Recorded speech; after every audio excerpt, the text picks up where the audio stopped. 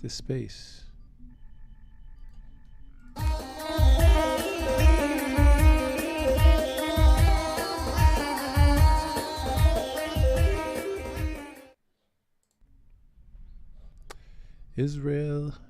Israeli army attacks Palestinians commemorating Ibrahimi Mosque Massacre anniversary.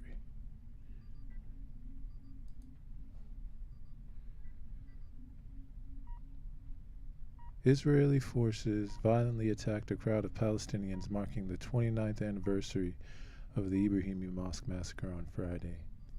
The official Palestinian news agency Wafa reported. Dozens of Palestinians were injured across different parts of the occupied West Bank, particularly in Hebron al-Khalil, the site of the 1994 atrocity, according to Wafa. Israeli soldiers cracked down on the rally in al-Khalil by throwing gas canisters and grenades and firing live ammunition in a bid to break up the demonstrations. In a statement, the Palestinian Ministry of Health said that its crews dealt with 3 injuries, 2 of which were due to stun grenades, while the other was a result of being hit with rubber-coated metal bullets. The Ibrahimi Mosque Massacre was carried out on February 25, 1994, by Israeli-American extremist and far-right Koch Party member Benjamin Baruch Goldstein. Goldstein opened fire on Muslim worshippers at the mosque, killing 29 people. A further 125 people were also wounded in the attack. The mosque, located in the old city of Hebron, is the second holiest site in Palestine. Palestinians in Hebron are subjected to discrimination by occupying Israeli forces, including through bans on entering certain streets, including the famed Al-Shahuda Street, where many Palestinians had businesses.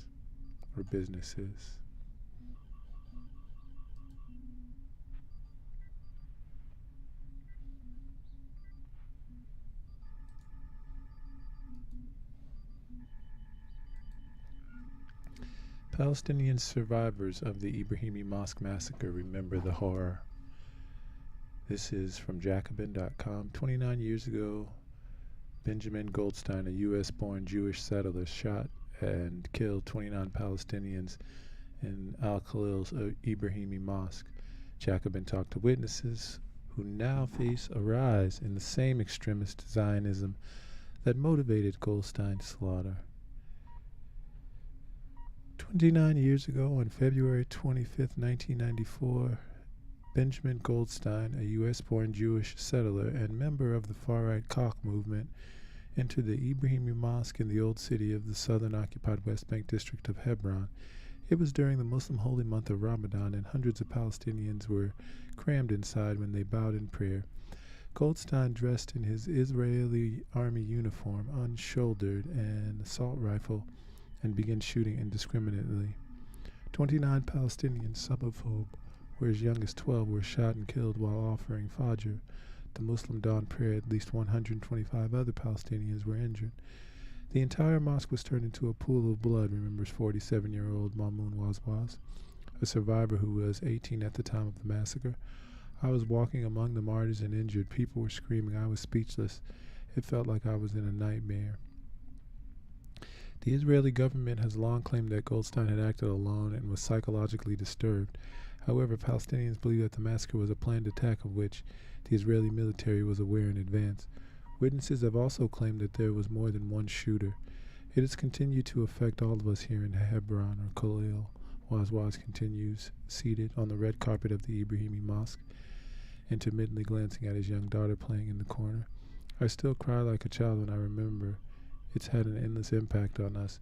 We've never healed from what we witnessed on that day. Otzma Yehudit.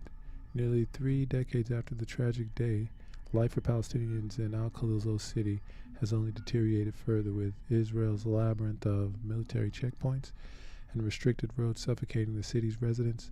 Jewish settlers, meanwhile, strut confidently down the city's narrow streets, winding between centuries-old stone buildings. Most are strapped with pistols or machine guns. Israeli soldiers with gun barrels always hanging past their knees keep a watchful eye on Palestinians. Increasing the future seems yet to be even more dismal as the radical Zionist ideology of the late U.S.-born Rabbi Meir Kahane, which inspired Goldstein's attack on the Ibrahimi Mosque, has found a new home in Israel's mainstream. Israel's national elections this last November saw this once obscure deplorable ideology infamous for its extreme anti-Palestinian sentiments enter into some of the highest echelons of Israel politics following nearly 4 years of political deadlock and 5 elections. Otzma Yehudit, or Jewish Power, the far-right party led by Itamar Ben-Gvir, signed a coalition agreement with Prime Minister Benjamin Netanyahu's Likud party and its allies, leading to a major seat in the Israeli parliament, or Knesset. Ben-Gvir was Kahan's supporter in his youth and later attempted to moderate and popularize Kahan's messages. Jewish Power is considered in the ideological descent of the Chak Party, which was founded by Kahan in 1971 and banned in Israel after its members expressed support for the Ibrahimi Mosque mass shooting. With Jewish Power support, Netanyahu, who is on trial for corruption, has formed what observers have called the most right-wing parliament in the country's history. Ben-Gvir, a resident of Kiryat Arba, the same Al-Khalil settlement where Goldstein resided, and he was known to have a portrait of Goldstein hanging up on his living room, was named National Security Minister in the new government. In Al-Khalil's old city, where survivors of the massacre are still haunted by what they witnessed decades ago, the rise of Kahan's radical ideologies and their entrance into the mainstream had stoked fear. Our relationship with the settlers is even worse now than it was back then, Waz says, his eyes scanning the mosque walls, which are still riddled with bullet holes. What's stopping them from doing this again to us now that these same settlers are controlling the Israeli government? Yet not only that about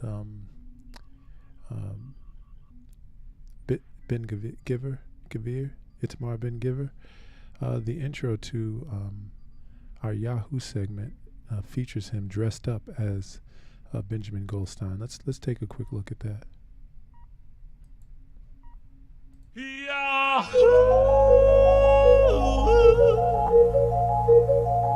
Yahoo!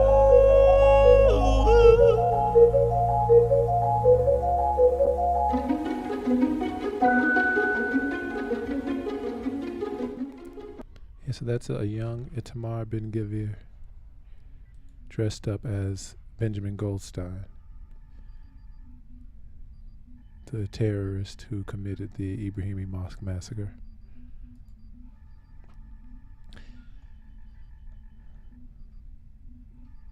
The Ibrahimi Mosque, located in the heart of Al-Khalil's old city and known to Jews as the Cave of Machpelah, is sacred to both Muslims and Jews. The cave which the mosque was built over is believed to contain the tombs of the Prophet Abraham, or Ibrahim in Arabic, and his wife Sarah, along with their children Isaac and Jacob. On Thursday evening, the night before the massacre, confrontations broke out between Palestinians and Jewish Israelis around the mosque as a result of Ramadan and the Jewish holidays of Purim overlapping that year. It was Purim Eve, and large crowds of Jews attempted to enter the Ibrahimi Mosque at the same time that Muslims were supposed to pray Tarawih, congregational prayers performed during Ramadan.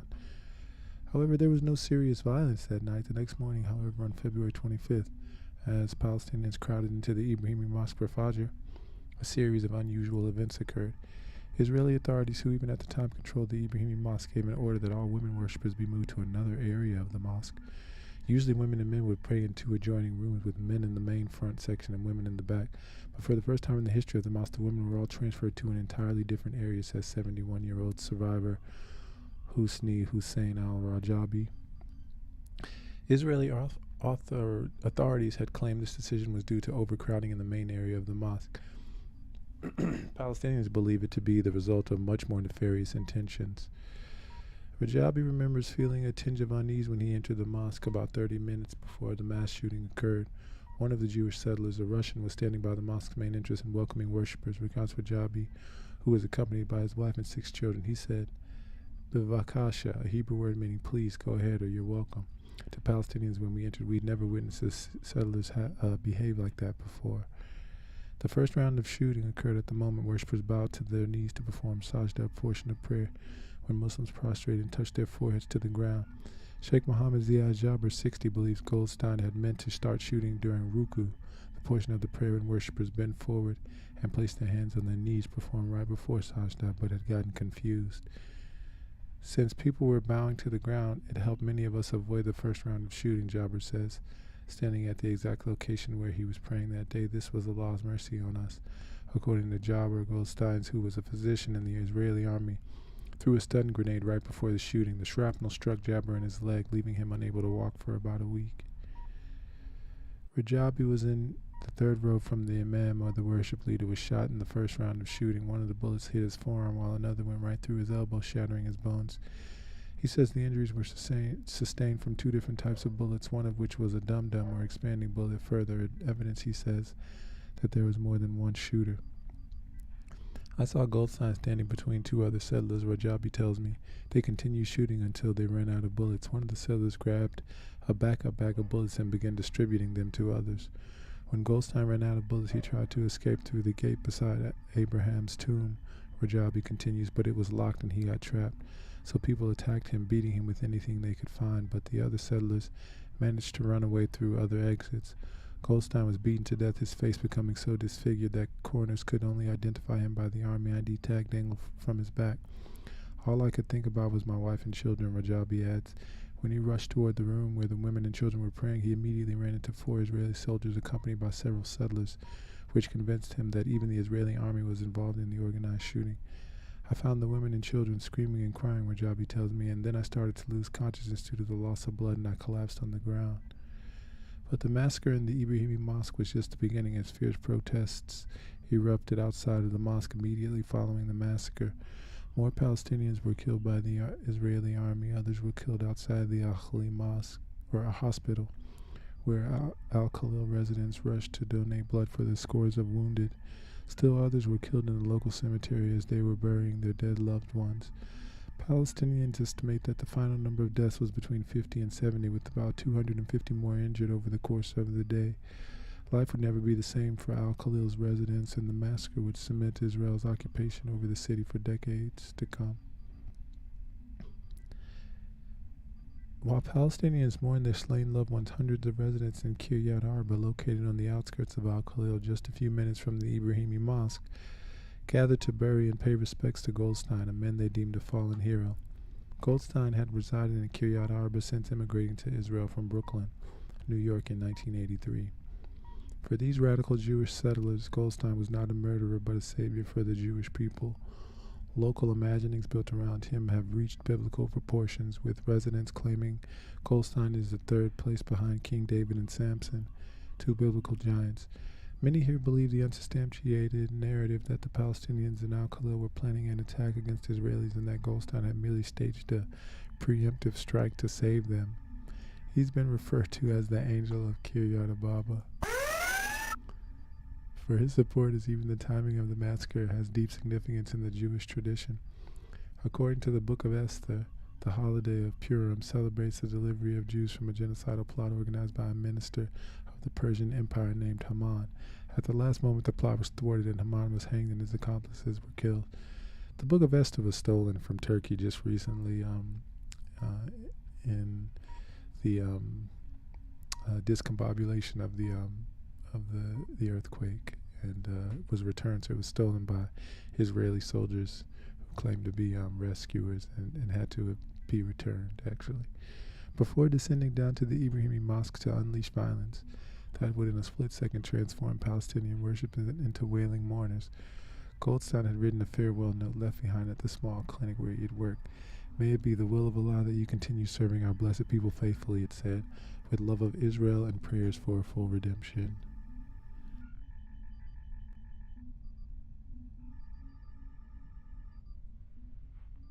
Goldstein's grave is located opposite the Meir Khan Memorial Park in Kiryat Arba. It still serves as a pilgrimage site for Jewish extremists, with his tomb inscribed with the words, "He gave his life for the people of Israel, its Torah and land." Like all of Israel's settlement in this occupied West Bank, Kiryat Arba, where about 7,326 settlers reside, is considered illegal under international law. It's long been considered a hub for Jewish extremism, but Goldstein's radicalization occurred years before he settled atop the rolling hills of the occupied West Bank. Goldstein was radicalized when he was still living on the concrete streets of Brooklyn, New York. In Brooklyn, Goldstein met Kahan, founder of the Jewish Defense League and the religious Zionist Koch political movement. Khan, who was also from Brooklyn, eventually assassinated in New York City in 1990, often preached violence against Palestinians and called for the expulsion from Israel and the West Bank.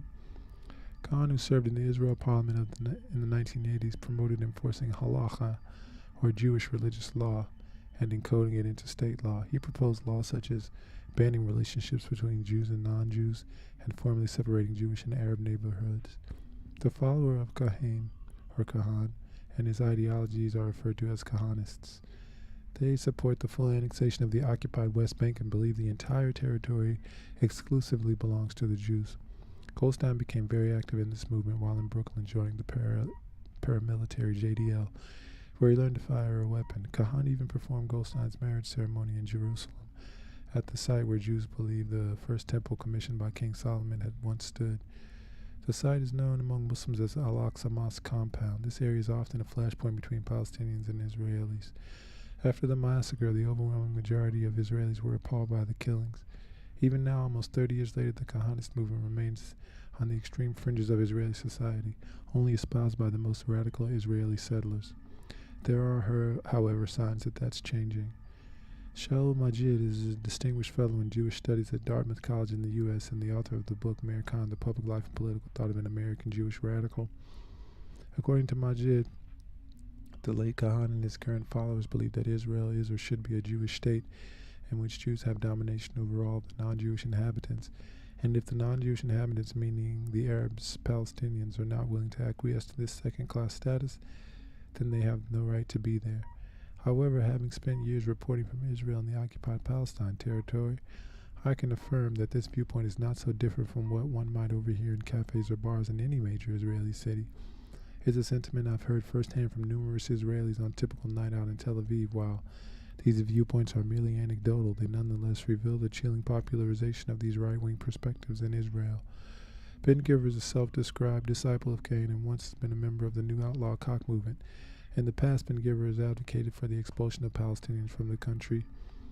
He's also faced charges over hate speech against Palestinians in 2007 because of his involvement with the Cock Party. He was convicted of supporting a terror organization. He was also charged for incitement to racism for carrying placards that read, "Expel the Arab enemy," and Rabbi Kahan was right. In an interview in 2021, Ben Giver denied that he was a pure ideological descendant of Kahan, claiming that, "I'm not Rabbi Kahan word for word. I wouldn't propose bills for separate beaches," and noted he disagreed with generalizing all Arabs or Palestinians, but he went on to express his appreciation for the late radical rabbi. "I think Rabbi Kahan was a holy man, a righteous man who fought for the Jewish people and was murdered for the sanctification of Allah's name." What is this nothing you talk about? In November last year, shortly before he was appointed National Security Minister in the new government, Ben Giver attended a commemoration event in honor of Kahan in Jerusalem, which is held each year. He stated that he would not advance legislation expelling all Palestinians from Israel and the West Bank or create a regime of ethnic separation statements that elicited booing from the audience. Will, of course, work and act to expel terrorists from Israel for the sake of Israel's Jewish character, for the sake of settlement, and for the sake of Jewish identity, he added. Archival footage of Kahan was also shown during the event, including one clip where he expressed his oft-repeated goal of expelling all Palestinians from Israel and the West Bank. Several stalls sold far-right merchandise, including bumper stickers stating, "Coexistence with the enemy doesn't exist," and "Transfer for the enemy." Ben Giver has already retroactively approved 9 settler outposts established in the West Bank, according to Israeli law. While government-approved Israeli settlements are considered legal, unauthorized Israeli settler outposts are illegal, but Ben Giver has called for the approval of more settlements in the West Bank. According to Kayla Vendor, a senior researcher associated at Britain-Israel Communications and Research, BICOM, Ben Giver's rise in popularity can be attributed to Israeli reactions to large-scale unrest and rioting in mixed Jewish-Palestinian cities in Israel during May 2021.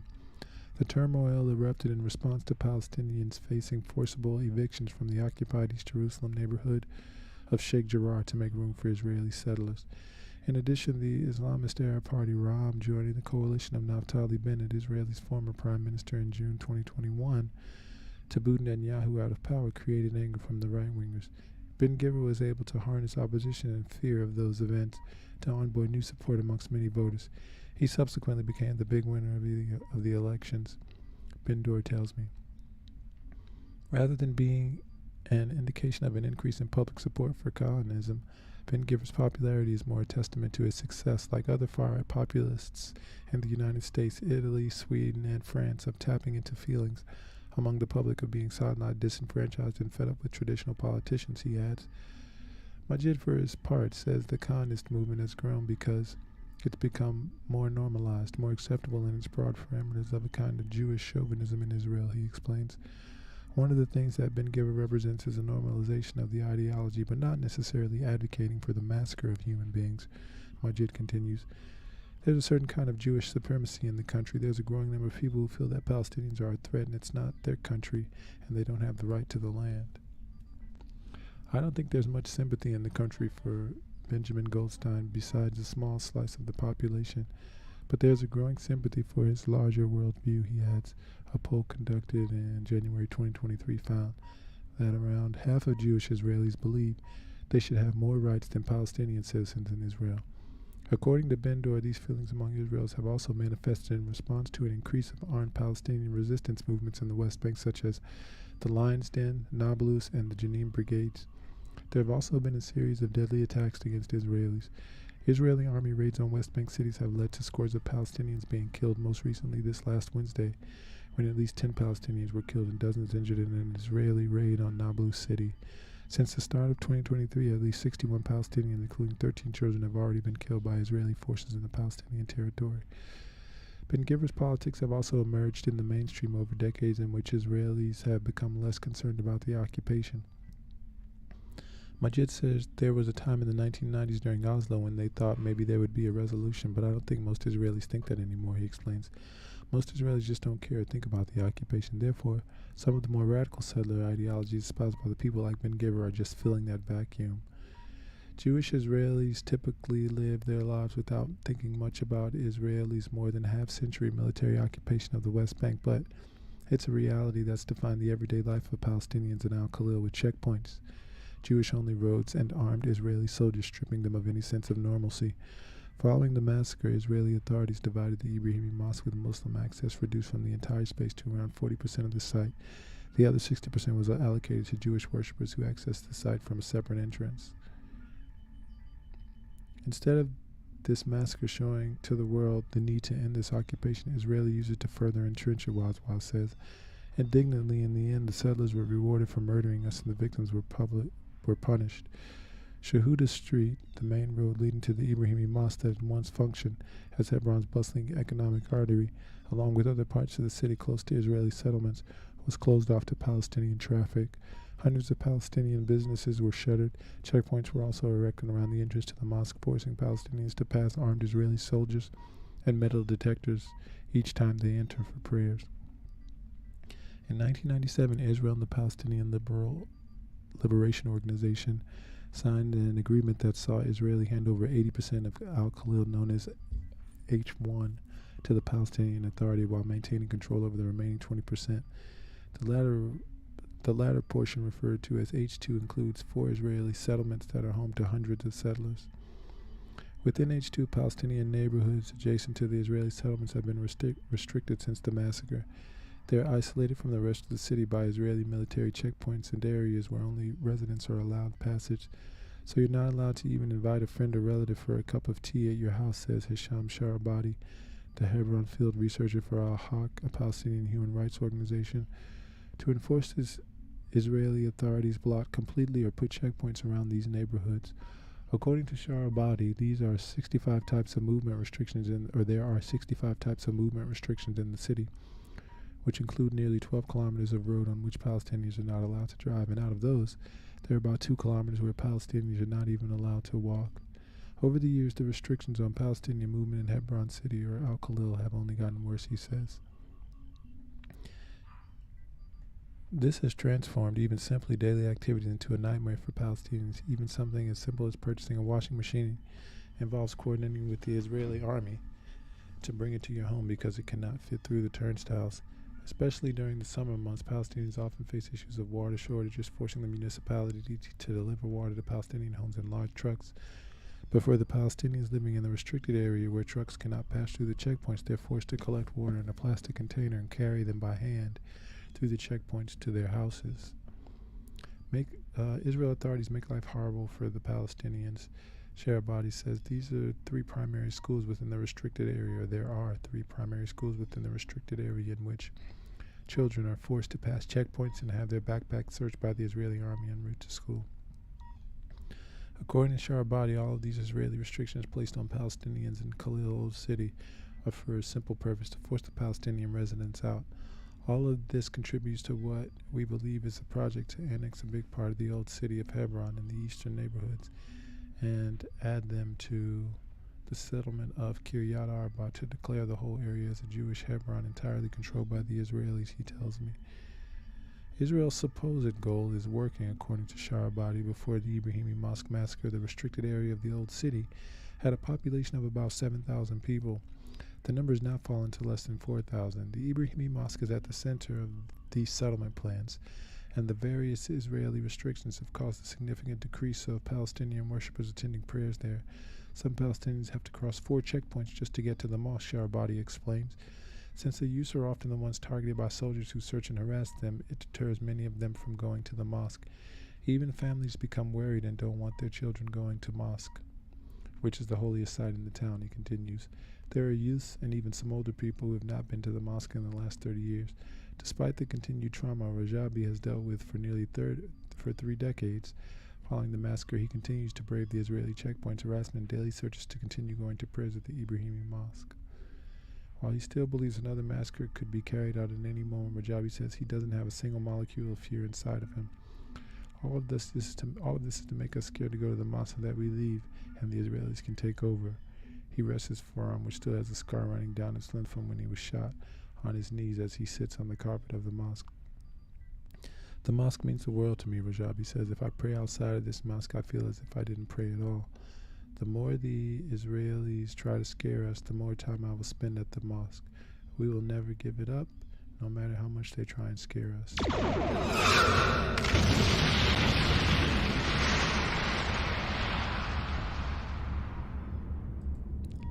Israeli forces disperse rally marking 29th anniversary of Ibrahimi Mosque Massacre.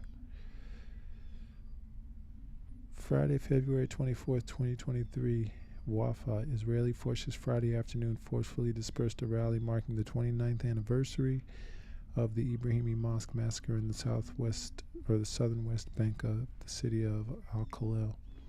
The soldiers cracked down on the rally organized in denunciation of ongoing deadly Israeli army incursions across the West Bank, and on the eve of the 1994 Ibrahimi Mosque Massacre in the old city of Khalil, showering the participants with volleys of tear gas, canisters, concussion grenades, and ammunitions. A number of participants sustained gunshot injuries, including one seriously injured after being directly hit by a concussion bomb in the head, and several others by ammunition in their lower extremities. Dozens others suffered tear gas suffocation. 29 years ago, Israeli settler Benjamin Goldstein broke into the Ibrahimi Mosque and opened fire at Palestinian Muslim worshippers, killing 29. 4 Palestinians were killed on the same day in the clashes that broke out around the mosque in response to the massacre. In the aftermath, the mosque, known to Jews as Tomb of the Patriarchs, was divided into 2, with the larger part turned into a synagogue, while heavy scrutiny was imposed on the Palestinians in areas closed completely to them, including an important market in the main street, Shahuda Street. The city of Al-Khalil, which houses the Ibrahimi Mosque, is home to roughly 160,000 Palestinians and about 800 notoriously aggressive Israeli settlers who live in compounds heavily guarded by Israeli troops.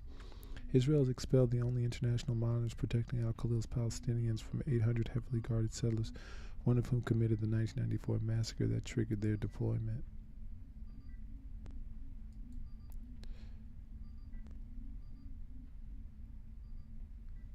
Israeli forces kill Palestinian. Thousands protest violent raids. Israeli forces have killed 65 Palestinians, 35 of them children so far this year, the bloodiest such period. This is tangentially related, if I'm not mistaken. Let me hold on just to check. Just a second, let me check on this article.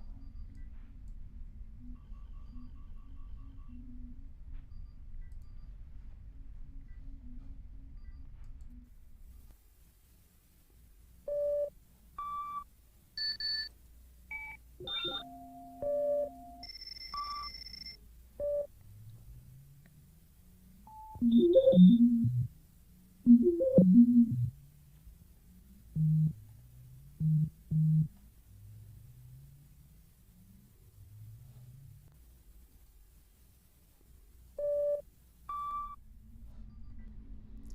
right. In Al Khalil, Palestinians marched after Friday prayers to commemorate the 29th anniversary of the Ibrahimi Mosque Massacre in 1994.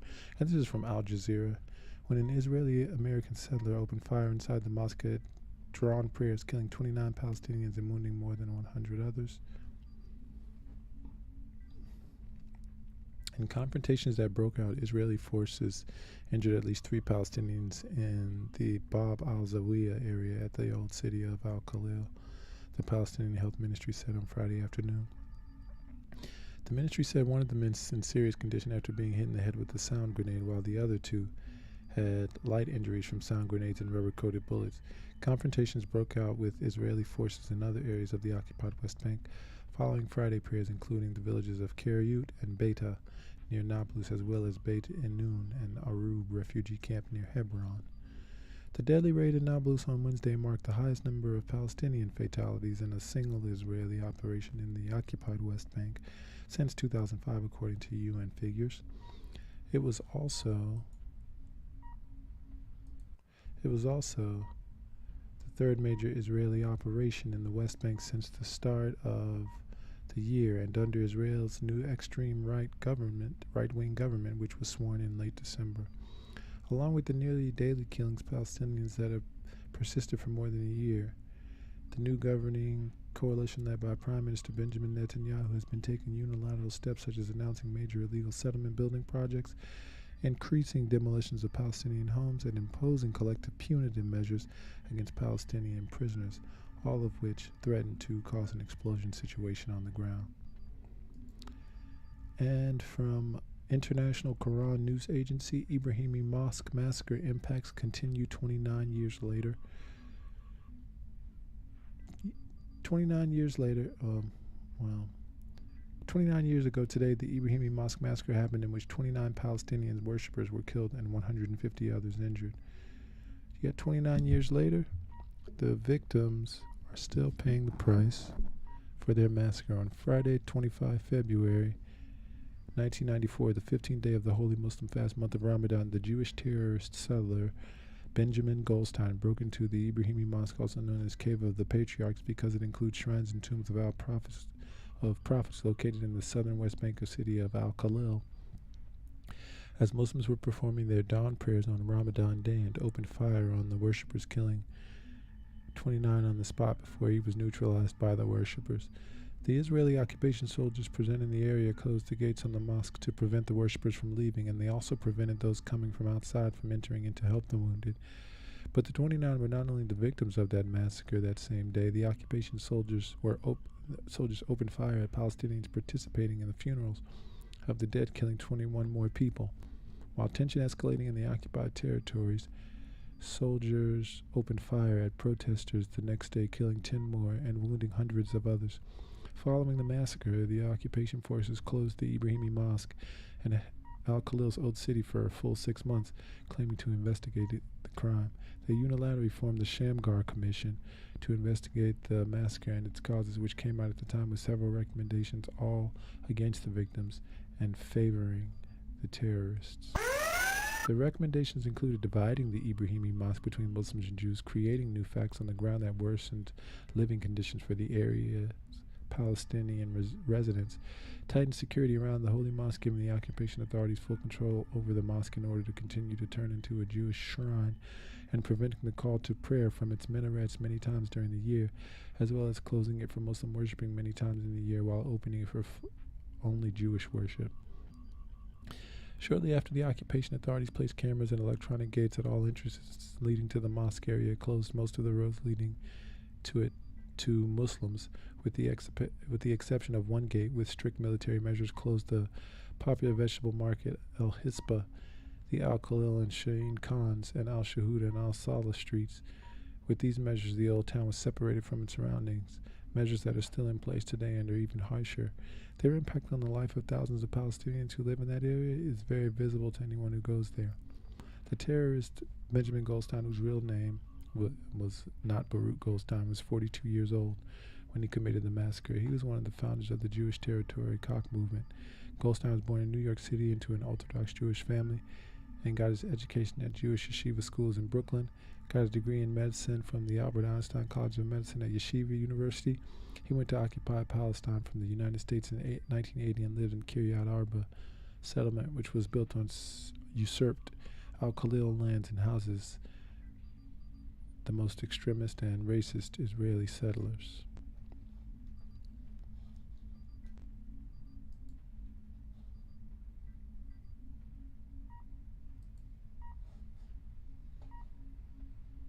And we'll be back with more All Access News.